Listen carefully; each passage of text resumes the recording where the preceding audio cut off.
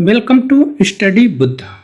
आज है 8 जून 2024 और 8 जून से बनने वाले सभी महत्वपूर्ण प्रश्नों पर हम डिस्कस करेंगे। साथ में मैं आपको प्रत्येक प्रश्न से संबंधित इम्पोर्टेंट फैक्ट भी बताऊंगा, इसलिए आप इस वीडियो को लास्ट तक जरूर देखें। और आप इस वीडियो का पीडीएफ इसके लिंक से प्राप्त कर सकते हैं। साथ में आप हमारे टेलीग्राम चैनल से भी इसका पीडीएफ डाउनलोड कर सकते हैं और आप हमारे टेलीग्राम चैनल से सभी प्लेलिस्टों की ऑडियो रिवीजन तथा पीडीएफ सुन सकते हैं एवं डाउनलोड कर सकते हैं। तो शुरू करते हैं आज का करंट अफेयर। पहला प्रश्न है, हाल ही में किसने Dilip Bose life time achievement पुरस्कार जीता?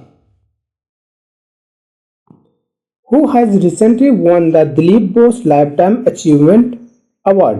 ऑप्शन नंबर है नरसिंह, ऑप्शन नंबर बी है Rohini Lokhande, option number C है Sushant Das and option number D है उपयुक्त दोनों। तो इसका सही आंसर है ऑप्शन नंबर डी, उपयुक्त दोनों, यानी नरसिंह और रोहिणी लोखंडे को Dilip Bose life time achievement पुरस्कार मिला है। ये है दिलीप बोस और ये है रोहिणी लोखंडे। नेक्स्ट क्वेश्चन, हाल ही में राष्ट्रीय कंपनी ने विधि अधिकरण ने एयर इंडिया और किस एयरलाइंस के विलय को मंजूरी दे दी है? Recently the national company law tribunal has approved the merger of Air India and which airlines?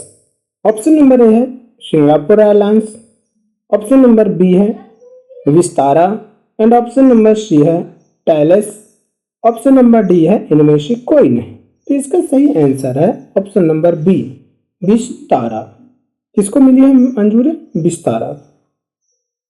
ये है एयरलाइंस। तो राष्ट्रीय कंपनी विधि अधिकरण NCLT ने एयर इंडिया और विस्तारा के विलय को मंजूरी दे दी है। तो the national company law tribunal approved the merger of Air India and Vistara. विलय के बाद सिंगापुर एयरलाइंस की एयर इंडिया में 25.1% हिस्सेदारी होगी। After the merger Singapore airlines will have 25.1% stock in the air India. अब देखते हैं, एक टर्म आया है NCLT, तो इसका फुल फॉर्म क्या होता है? नेशनल कंपनी लॉ ट्रिब्यूनल, और इसकी स्थापना यानी इस्टेब्लिश्ड की कब हुई थी? 1 जून को, और इसका हेडक्वार्टर कहाँ है? न्यू दिल्ली में। नेक्स्ट क्वेश्चन, हाल ही में कौन सी कंपनी दुनिया की सबसे मूल्यवान कंपनी बनी है? Which company has recently become the world's second most valuable company? Option number A है Nvidia corp, option number B है एप्पल और ऑप्शन नंबर सी है माइक्रोसॉफ्ट, ऑप्शन नंबर डी है इनमें से कोई नहीं, नॉन ऑफ दीज। इसका सही आंसर है ऑप्शन नंबर ए, एनवीडिया। कौन बनी है? Nvidia Corp. यह है एनवीडिया कॉर्प।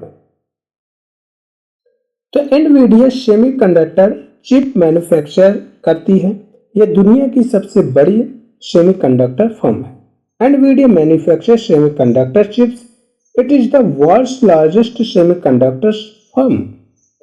शीर्ष में है माइक्रोसॉफ्ट, जिसकी बाजार वैल्यू है $3.10 trillion. At the top is Microsoft with a market value of $1.10 million. इसके बाद है NVIDIA कॉर्प आती है सेकंड नंबर पे, जिसकी बाजार वैल्यू है $3.06 trillion. The NVIDIA Corp is the second largest company with a market value of $3.06 trillion. और इसमें तीसरे नंबर पे आती है एप्पल, सबसे बड़ी तीसरी कंपनी है, जिसकी बाजार वैल्यू कितनी है? $3 ट्रिलियन। तो Apple is the third largest company with a market value of $3 trillion. अब देखते हैं, आइए इसमें एनवीडिया। तो एनवीडिया कब फाउंडेड हुई थी? 1993 को। कहाँ हुई थी? जेनसन होंग में। और इसका फाउंडर कौन था? Curtis Priem and Chris Malachowsky, और इसका हेडक्वार्टर कहाँ है? Santa Clara, California. Next question, हाल ही में भारत का पहला एस्ट्रो टूरिज्म इवेंट नक्षत्र सभा किस राज्य में आयोजित किया गया? And which state was India's first astro tourism event Nakshatra Sabha organised recently? Option number A है Jammu Kashmir, and option number B है उत्तराखंड, ऑप्शन नंबर सी है Bangalore, and option number D है दिल्ली। इसका सही आंसर है ऑप्शन नंबर बी, उत्तराखंड। क्या है? उत्तराखंड। यह है नक्षत्र सभा, ठीक है। तो उद्घाटन कार्यक्रम जॉर्ज एवरेस्ट पीक पर आयोजित किया गया था। The inaugural ceremony was held at the George Everest peak, जो दून घाटी और हिमालय की बर्फ से ढकी हुई पर्वत श्रृंखलाओं के शानदार दृश्यों के लिए प्रसिद्ध है। Which is famous for the spectacular views of the Doon valley and the snow capped mountain range of the Himalayas. Next question, किस खिलाड़ी ने 9वें आईसीसी T20 विश्व कप में नए विश्व रिकॉर्ड बनाए? Which player made new records in the 9th ICC T20 world cup? Option number A है Virat Kohli, and option number B है रोहित शर्मा, और ऑप्शन नंबर सी है Chris Gayle, option number D है इनमें से कोई नहीं। तो इसका सही आंसर है ऑप्शन नंबर बी। क्या है? Option number B, Rohit Sharma. किसने बनाया है? रोहित शर्मा ने। यह है रोहित शर्मा। क्या है? रोहित शर्मा। तो रोहित शर्मा क्रिस गेल के 127 छक्कों के रिकॉर्ड के बाद आईसीसी व्हाइट बॉल टूर्नामेंट में 100 छक्के लगाने वाले पहले भारतीय और दुनिया के दूसरे खिलाड़ी बने हैं।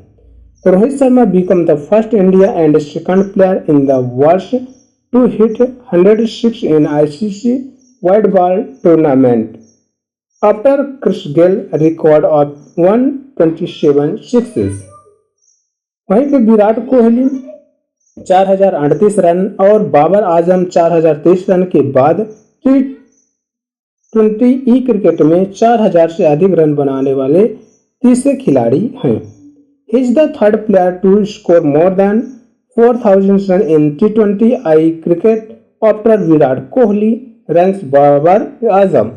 और रोहित शर्मा T20 विश्व कप में 40 मैचों में 1015 रन जोड़कर विराट कोहली 1042 रन और महिला जयवर्धने के एथलीट क्लब में शामिल हो गए। तो Rohit Sharma joined the elite club of Virat Kohli and Mahela Jayawardene by amazing 1015 runs in 40 match in the T20 world cup. ये देख लेते हैं कि अब किसका किसका रन स्कोर ज्यादा था। तो पहले नंबर पे आते हैं, कौन है? रोहित शर्मा है, जो 473 मैचों में 606 लगाने वाले पहले व्यक्ति बन गए हैं। और 6 इन टेस्ट मैच में कितने 6 लगाए? 84 6। और ओडीआई में कितने 6 लगाए? 323 6। और इन्होंने टोटल 193 6 लगाए। फिर है दूसरे नंबर में आते हैं क्रिस गेल, तीसरे में शाहिद अफरीदी, और चौथे में ब्रेंडन मैककुलम जो कि न्यूजीलैंड से हैं, और पांचवें में आते हैं मार्टिन कुपटेल। इन्हें आप देख सकते हैं, चाहे तो आप इनका स्क्रीनशॉट भी ले सकते हैं। नेक्स्ट क्वेश्चन,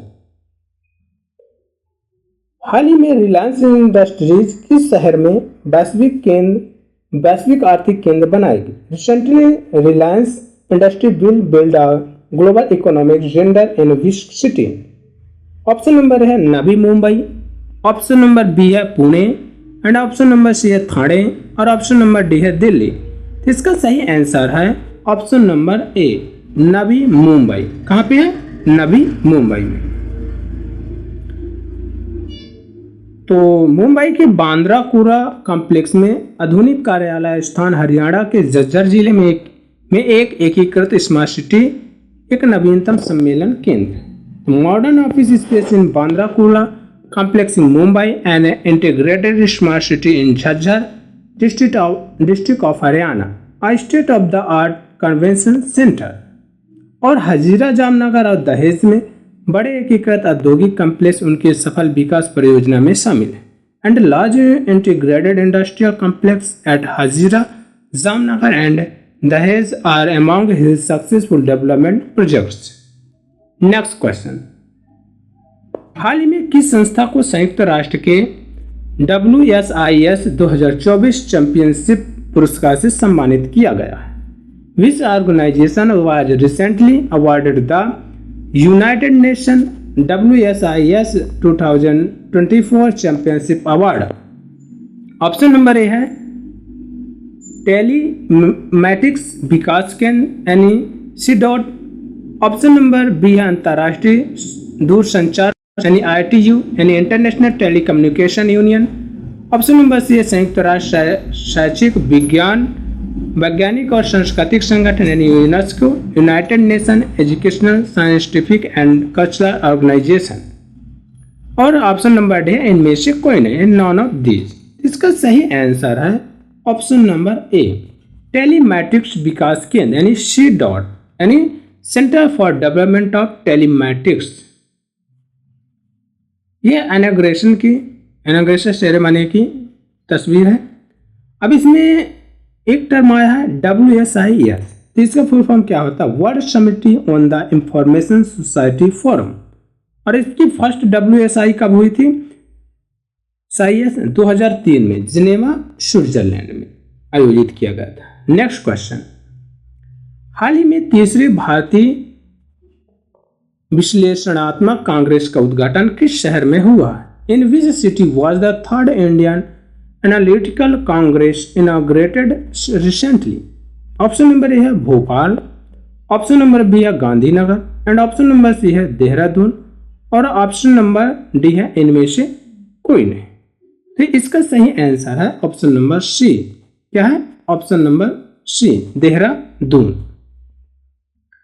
तो ये है इनॉग्रेशन की फोटो देहरादून की है. तो तीसरी भारतीय विश्लेषणात्मक कांग्रेस वैज्ञानिक और एवं औद्योगिक अनुसंधान परिषद, भारतीय पेट्रोलियम संस्थान और Indian society of analytical scientist यानी ISAS दिल्ली चैप्टर द्वारा आयोजित एक अंतर्राष्ट्रीय सम्मेलन देहरादून उत्तराखंड में आयोजित किया जा रहा है. The third Indian analytical congress and international conference organised by the council of scientific and industrial research, Indian institute of petroleum and Indian Society of Analytical Scientists is being held in Dehradun, Uttarakhand. इसका उद्घाटन लद्दाख विश्वविद्यालय के कुलपति professor S.K. Mehta ने किया. It was inaugurated by Professor S.K. Mehta, vice chancellor of Ladakh university. इसकी theme क्या थी? हरित संक्रमण में विज्ञान और प्रौद्योगिकी की भूमिका. क्या थी? Role of science and technology in green transition. Next question. हाल ही में विश्व खाद्य सुरक्षा दिवस 2024 कब मनाया गया? तो when is world food safety day 2024 celebrated recently? Option number A है 3 जून यानी 3 जून, ऑप्शन नंबर बी है 5 जून यानी 5 जून, ऑप्शन नंबर सी है 7 जून यानी 7 जून और ऑप्शन नंबर डी है इनमें से कोई नहीं यानी नॉन ऑफ दीज. इसका सही आंसर है ऑप्शन नंबर सी 7 जून यानी 7 जून. इसकी थीम क्या थी? खाद्य सुरक्षा अनपेक्षित के लिए तैयारी यानी food safety prepare for the unexpected. अब देखते हैं इंपॉर्टेंट डे ऑफ जून के इंपॉर्टेंट डे. 1 जून को मनाया गया था माता पिता का वैश्विक दिवस यानी ग्लोबल डे ऑफ पेरेंट्स और 1 जून को ही विश्व दुग्ध दिवस यानी वर्ल्ड मिल्क डे भी मनाया गया. 2 जून को मनाया गया था अंतर्राष्ट्रीय यौन कर्मी दिवस यानी इंटरनेशनल सेक्स वर्कर डे और 3 जून को मनाया गया था विश्व साइकिल दिवस यानी वर्ल्ड बाइसिकल डे और 5 जून को मनाया गया था अवैध गैर सूचित और अनियमित मछुआरी के खिलाफ लड़ाई के लिए अंतर्राष्ट्रीय दिवस यानी international day for the fight against illegal unreported and unregulated fishing day. और 5 जून को ही मनाया गया था विश्व पर्यावरण दिवस यानी वर्ल्ड एनवायरमेंटल डे। और 6 जून को मनाया गया है संयुक्त राष्ट्र रूसी भाषा दिवस यानी यूएन रशियन लैंग्वेज डे। ये हो गए जून में मनाए जाने वाले महत्वपूर्ण दिवस।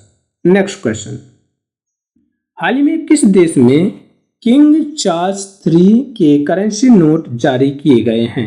इन which country king Charles III currency notes were issued recently? Option number A है भूटान, ऑप्शन नंबर बी है Britain and option number C है ओमान और ऑप्शन नंबर डी है इनमें से कोई नहीं, इन नॉन ऑफ दिस। इसका सही आंसर है ऑप्शन नंबर बी ब्रिटेन। क्या है? ब्रिटेन। तो ये है उसकी तस्वीर करेंसीज की जिसमें चार्ल्स III की फोटोज भी हैं।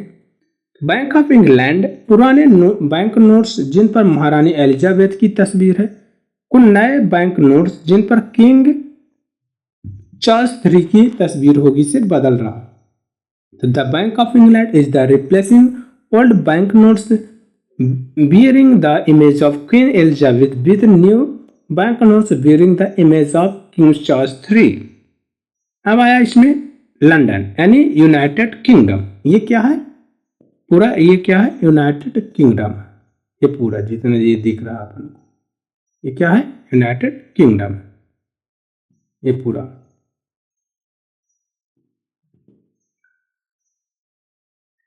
तो अब देखते हैं ब्रिटेन के बारे में। तो ब्रिटेन की कैपिटल क्या है? लंदन। और इसके राजा यानी सम्राट कौन है? एम्परर कौन है? चार्ल्स III है। और यहाँ के प्राइम मिनिस्टर कौन है? ऋषि सुनक, जो कि भारतीय मूल के हैं। और यहाँ की करेंसी क्या चलती है? Pound sterling. फ्रेंड्स, ये हो गए आज के करंट अफेयर। फ्रेंड्स, आपकी कोई क्वेरी हो तो कमेंट्स बॉक्स में ज़रूर टाइप करें और इसे ज़्यादा से ज़्यादा लाइक एंड सब्सक्राइब जरूर करें। Thanks watching for this video.